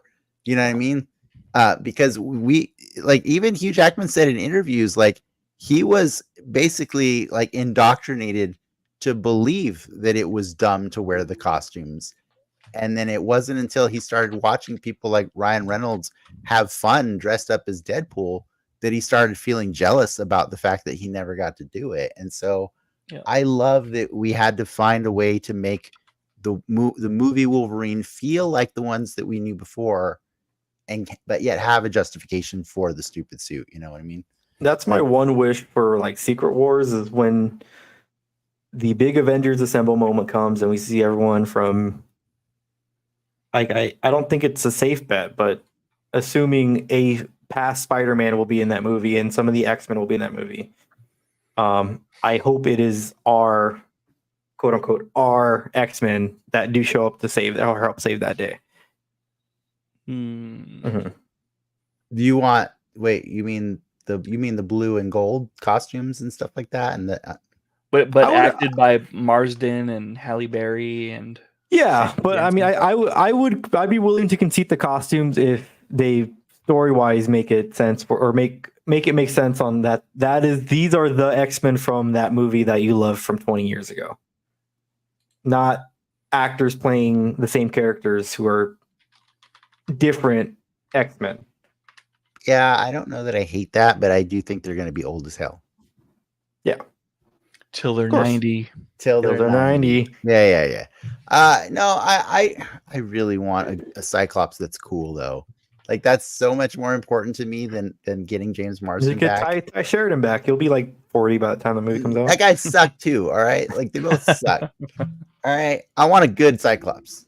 We're almost done here with the show, guys. I know we've been going long. I just want to get through the rest of Ricky's list. You also wanted no Josh Brolin. Ding, ding, ding. He just never showed up. You wanted to tie up Juggernaut's story from the end of Deadpool 2. Didn't get that. In fact, you got to tell the other Juggernaut instead. A whole new Juggernaut that has an end of his story. Yeah, you got Anya Taylor-Joy's magic coming back in a comic accurate outfit. I'm sorry. I think that would have been a cool thing to have. That movie didn't even make the flashback. I know, right? That was sad. That movie's pretty good, and like it's a shame that movie doesn't get the respect that it deserves. These last two were not on the bingo card specifically, but you had in another conversation with us mentioned Blade. And holy crap, man, to get Wesley Snipes to come back, even the meta-ness of knowing that Wesley Snipes and Ryan Reynolds like hated each other after Blade Trinity or during Blade Trinity, and the fact that it's even so meta that they reference it in this movie, and still we get Blade, and he's awesome, right? Money talks. He's so awesome. And yeah, money talks, man. So I love that moment. You better believe there was a whistle that just broke the sound barrier when Blade came out in that movie. It works because Wesley committed to the bit. Commit, man. Yes, he didn't half-ass it. He truly committed to it. And it was such a beautiful thing. And that was such a cool moment. And the last thing, I threw this on the list because I was hoping I wanted Cable and I wanted Zazie Beetz' Domino. So I was a little bummed that we didn't get either of them. I really liked them in that last movie. And so I was happy to see Peter. I was happy to see Shatterstar, Dopinder, all these. But like, I thought she really fit into the movie and like into the supporting cast of Deadpool 2. And I thought, if anything else, let's keep her around. So it was a bummer for me to not see her. Yeah, she was good. She was actually on the rewatch because I rewatched all the Fox. I didn't watch the New Line stuff, but I rewatched all the Fox movies, and including Daredevil and Elektra. And yeah, she was great. I love Zazie Beetz in there. I love Domino. There's something I like. I really like a character that has luck powers because I think it really translates. Like it really makes a thing fun. Like it's very cinematic. It's very cinematic. Yeah. Even in the comic books, like when like Black Cat had like luck powers for a time or whatever. Mm-hmm. Like I think it's really fun to watch it play out. Yeah. But that's your bingo list, Ricky. And so I went and slapped a little green X on there for everyone that you got right. And sadly, you did not hit a bingo just based on the way I organized them. But you could have hit a bingo if they had been rearranged differently for sure. Because you got 6 right out of 20 guesses. That's pretty good, man. Yeah, that's pretty good. I'll take the win. Now I'll say this: if your list had actually been if getting pissed was the goal, then look at that. You actually did get a bingo right down there on that line. I thought that was pretty cool. So the question is, Ricky, after watching this movie, were you in fact pissed because of all the things you didn't get? No. They gave me new things that I enjoyed. But as I sit here and try to literally think of the plot beats and the timelines that they jump to and from throughout this movie makes no fucking sense. No fucking sense. Absolutely no sense. Yeah. And also, like, he's not in the MCU. Like, he's not. Nothing effectively happens in the movie. I know, but he is there for them to call on when Doctor Doom begins the Secret Wars, which is Doctor Doom brings in people from different realities. That's when we get Deadpool coming back, right? And maybe if we're lucky, we get it before that. But I'm fine if we don't get Deadpool until Secret Wars. You know what I mean? Well, it's only like 2 movies away, so. But it's not. Is it really? No. It might be less than 5. It's less than 5. Where's Armor Wars? They don't talk about Armor Wars anymore. That's like Bruno. Where's Ironheart, dude? That show is filmed and done. Yes, where is Ironheart and Armor Wars? We'll probably know more here in 2 weeks? D23? That's what weirds me out, is that you guys didn't get information about those this weekend. I think so. The last Hall H panel 2 years ago for Marvel, that's when they put up that big timeline and announced the Kang Dynasty, announced Secret Wars. And after the shit that went down, writer strike included, I can see why they would not do that same thing again this go around. Show what you have. The known quantities, not. Granted, Blade was like Blade was pre-pandemic, if I'm not mistaken. Yeah. Like, where's that movie? Damn it. That's true. Yeah, it's really weird that we're getting a Fantastic Four before a lot of things. We got a whole other Blade before we got the Blade Where- movie that was where promised. Where the hell is the Black Knight?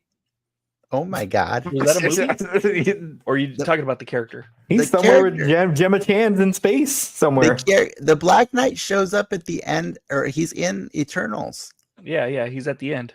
Well, he's Yeah. in the whole movie. Well, he's in the actually. yeah. But you find out he's the Black Knight at the very end. Yeah, I don't know what happened to Star Fox. Star Fox is just chilling somewhere. Oh my God! Yeah, Harry Mel Styles. Nanjiani's he's playing Booster Gold in the James Gunn.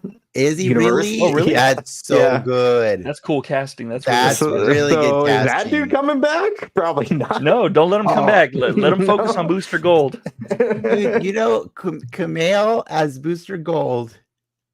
I never thought of it, but wow, that sounds so good. That is He's dope. like, he's been on record saying he's not going to be buff for much longer. I know, right? So But if they're going to give him Booster Gold, dude, that's pretty rad. That's cool. I kind of love it. That's really cool. Now I need. But is it gonna be Booster and Jaime?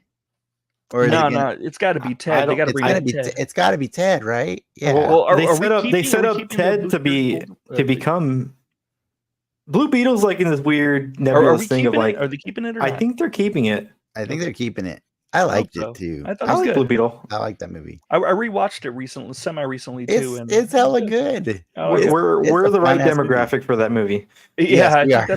that's the problem. We are Like, the target audience. if I was for a that little movie. wider, I probably wouldn't like it as much. Yeah, that's. I would fair. probably say, "Hey, let's taco about Blue Beetle or whatever." Wow, Where's I forgot Ted about that. Cord? Yeah, Guys. where's Ted Cord? Guys, I'm gonna get us back on track here. Susan mean, Sarandon's the real hero. We kind of went through we kind of went through all the spoilery stuff in the bingo card. But like, I just want before we wrap the show, I just want to make sure there's a lot of stuff that happens in the movie that's not necessarily spoilery in that way. Like what were your favorite moments in this movie? Like what was the parts that you're like, I'm not even gonna nitpick this at all. Him doing the multiverse of madness scene where he was just like The montage. yeah, Shower montage, love. fast spamming. Yeah, that was Oh great. my God, that montage. Never, I would never change it. And like for me, even if the entire movie was a whiff, that part was pretty sick. That montage was so good. It kind of hurt me that like he said, hey nerds, get out your special sock now for the fight, because I feel like the special sock was for the montage. We Yeah, had that- talked about that montage of like what we and how you get all the costumes in, and I think that perfectly talked- hit it on the head. We talked about it, and I actually did a photo series of just a quick version using my toys of what that montage would look like. So I was so pleased to see the montage look so much better than I imagined it. But yes, man, seeing Hulk's face reflected in Wolverine's claws So good. while he's wearing the brown suit, and I give him a pass for him not wearing the mask, Yeah, not wearing the because mask. the mask we understand comes later, and that is probably one of my other big moments in that movie where I was just like, thank the Lord when we finally saw Wolverine put the mask on. Whether or not it looks a little silly here and there, That's questionable CG at the end of that scene. I could forgive it. I forgave it because, God damn it, I can't. his eyes look like his the way eyes he look pulls like, it over and down is that told me everything I needed to know about that scene. Yeah, no, the eyes being like Deadpool's eyes was it was so good. Like that was, I loved it so much, and I loved every single time they let Hugh Jackman just be violent and be the Wolverine, whether or not it was in the yellow costume or whether or not he's in the freaking Age of Apocalypse look with the giant hair and he's stabbing Deadpool through the head. So good. Like, oh my God, just so many moments. The patch outfit. Yep. The comic accurate Wolverine, who was like 5 feet tall. Yeah, it was great. Oh man, my only, so if I were to nitpick or just brown like suit.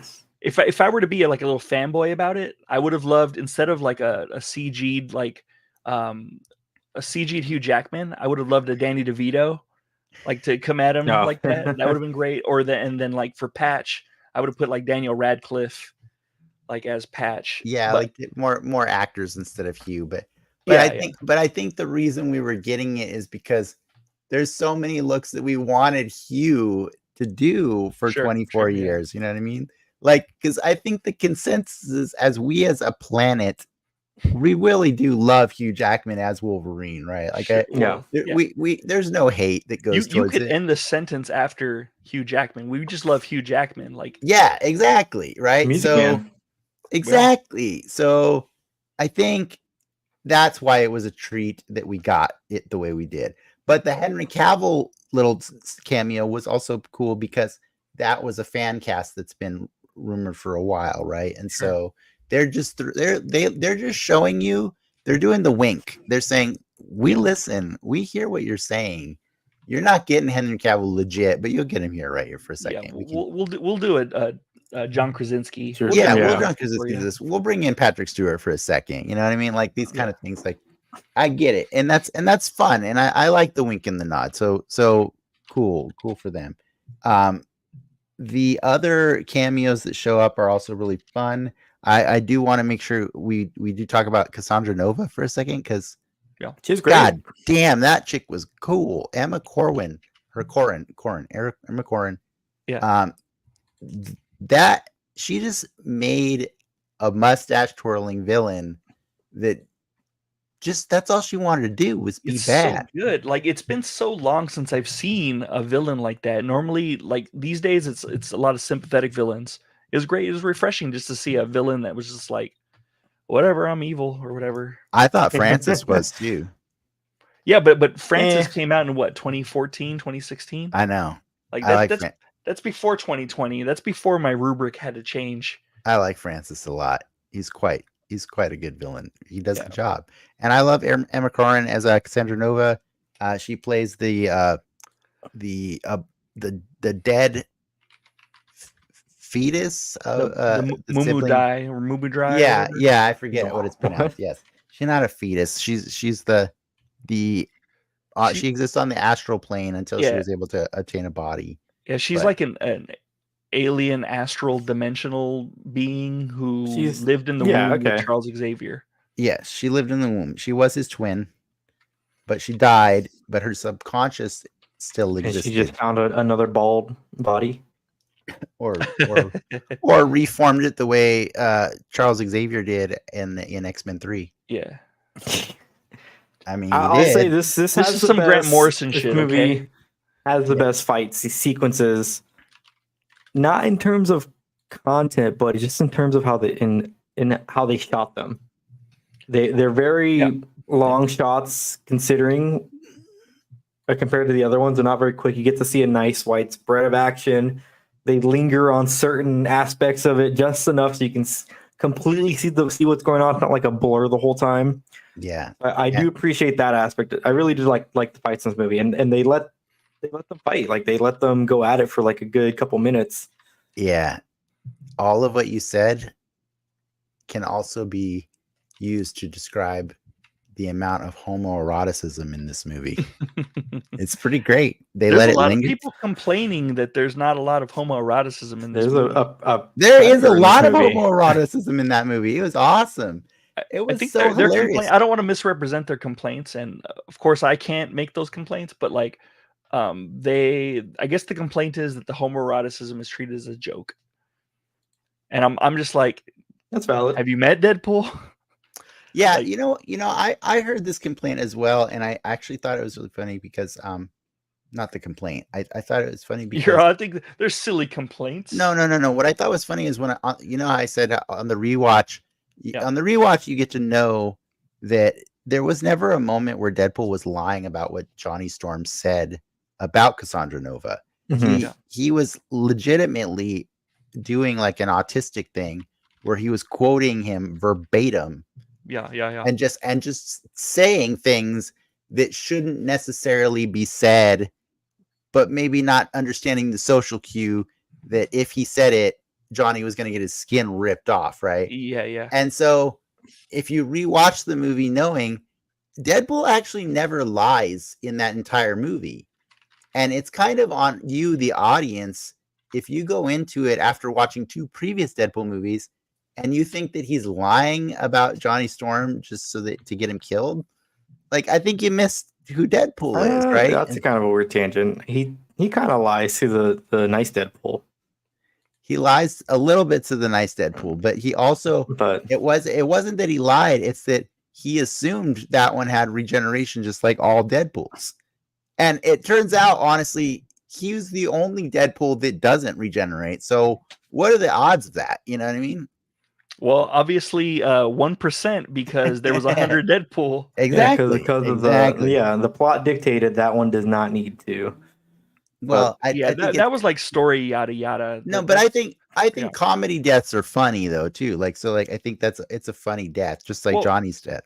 I agree with you. Comedy deaths are funny, but like what was really cool is that anytime Deadpool did something like unnecessarily murderous, Wolverine called him out on it.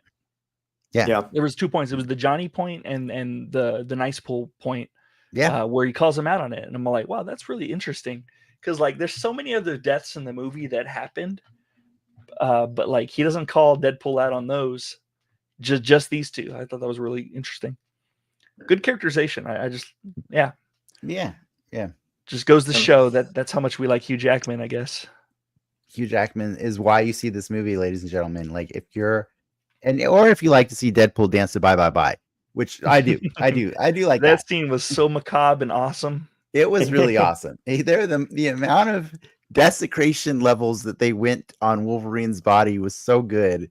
Yeah. I just couldn't stop enjoying that. So there's a lot of, I think some of the most fun moments I've had in an MCU experience in a long time in this movie.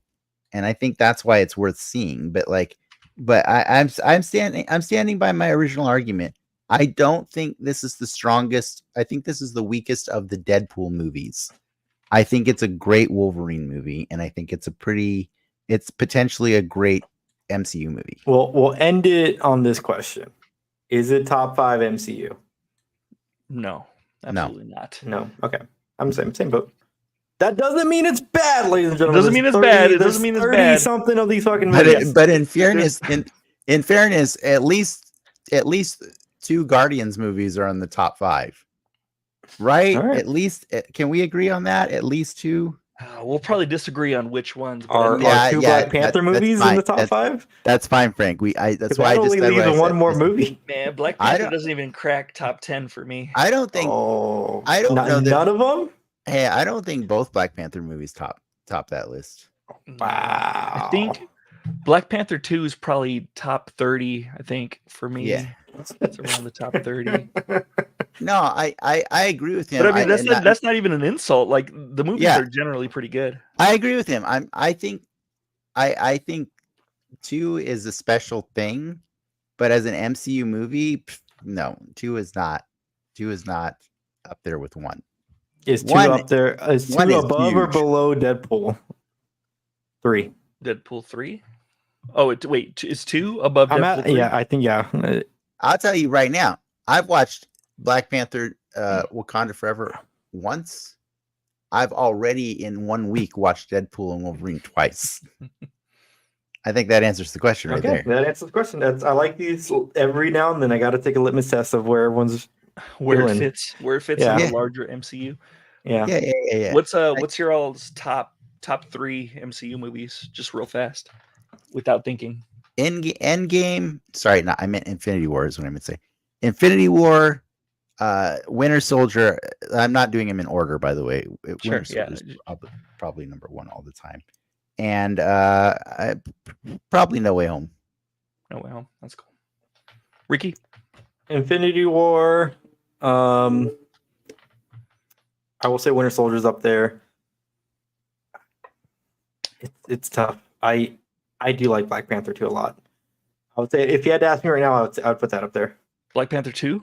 Yeah. Damn. Okay. You know what? I can't. I think No Way Home. Oscar nominated. Was it really? Yeah. Angela Bassett had a Best Supporting Actress nomination for that one. Oh, but she lost to. Dude, she's great in that movie. Who did she lose to? She lost to someone really good also. I think it was a worthy loss, but she got pissed.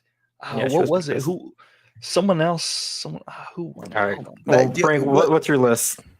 It's got to be Iron Man, No Way Home. No Way Home, I'll admit the bias, and Winter Soldier. Yeah, I fully admit the bias on No Way Home. Like I fully do. Like I should have put a Guardians movie above it, but I didn't because I can't. You know what I mean? Like, so what are your top 2 Guardians movies then, Dennis? I think I like 1 the most. Okay. And I probably like 2 I think I like 2 the second most because again, here's the thing. Jamie Lee Curtis won. Oh, that's right. For everywhere. And she deserved the crap out of it too. Yeah, she deserved it. Yeah. I love 3 so much, but just like Black Panther Wakanda Forever, I have still only watched 3 one time. Sure, yeah. Well, but that's a heart ripper though, man. Damn. Yes. Well, they both are. That's why I don't watch them again. You get it? Yeah. Like that's exactly the problem with those 2 movies is they're not necessarily fun to watch in some parts. You know what I mean? Like they hurt to watch them.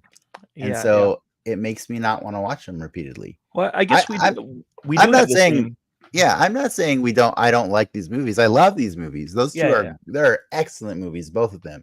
But they hurt, man. I don't want to do that. I don't want to do that for fun. That's fair. That's fair. I've never made it a secret that I don't like the Black Panther character, but I do like Chadwick Boseman as Black Panther, and it did something else for me. So I mean, you want to talk about stuff that like shook up the trajectory of where we're at right now. That whole situation, I think we're now starting to see the ripple effects of, because he was set up to be like the next pillar, the next Tony Stark of this phase of the MCU.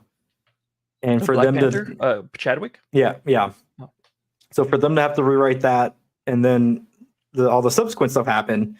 Yeah. It's a miracle that this train is still running as profitable and you know, even though the train slowed down, it's a Hollywood anomaly that we're still running. But I think that means it's time to wrap it up. What do you say, Dennis? I can feel your power, just like a prayer. You know I'll take you there. That right there, yeah, that is a wrap for that, sure. But yes, if nothing else, if you watch that movie and don't have that song stuck in your head, what is wrong with you? I don't understand. My wife and I have been singing that song for days in this house. Can't stop. Great movie. Had fun. I had fun watching it with you, Ricky, even if you made it weird. And I'm so glad that we got to talk about it with Frank.